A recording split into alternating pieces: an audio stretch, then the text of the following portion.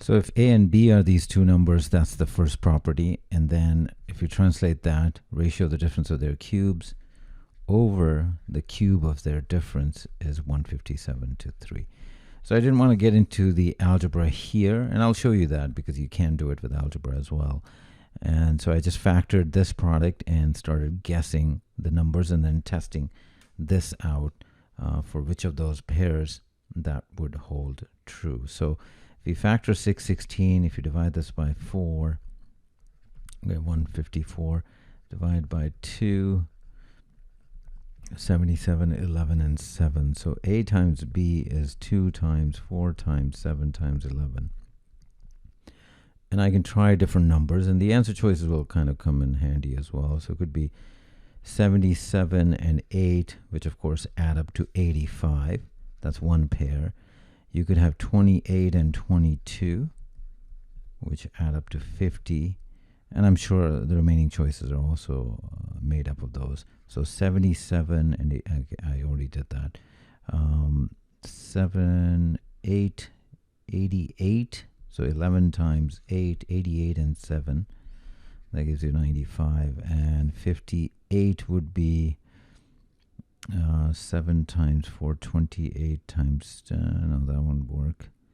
11 times 44 and 14.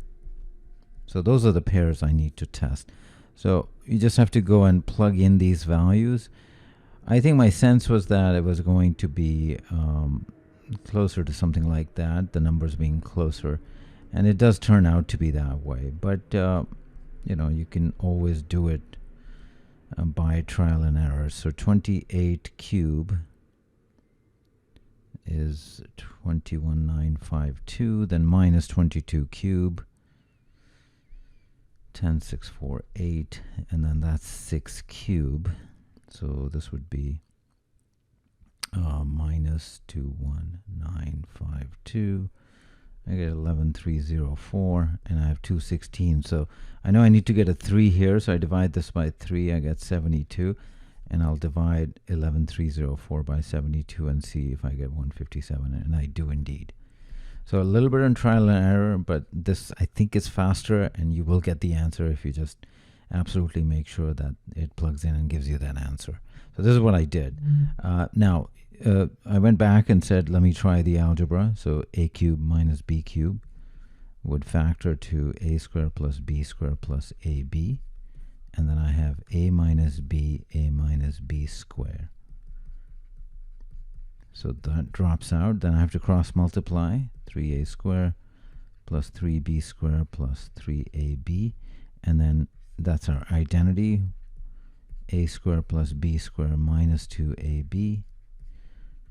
So it's still kind of ugly, but if you clean this up, eventually you'll get the answer. So this is 314ab. And then these two drop out and become 154a squared plus 154b squared. And then that becomes minus 317ab equal to 0. And ab is 616. So if I replace that, I don't know how many students will go this far. And then the key thing to recognize is that 154 times 4 is 616. So we can divide by 154, get a 4 here. And then we have 317 times 4. So a squared plus b squared equal to 1268. Now note they're asking for a plus b. And we know a plus b squared is a squared plus b squared plus 2ab. This is what we just obtained, 1268, and we already have ab, 616. So if we do this computation to see what this comes out to, this comes out to 2500, and that means a plus b is equal to 50, which is what we got earlier. So the answer is A. This is definitely more involved, and I don't know how many students will do this. I kind of hesitated to go in this direction, recognizing that it might be some work, and I was lucky enough to get the answer by trial and error. So try both choices, see which one you can implement consistently and quickly. So the answer is A.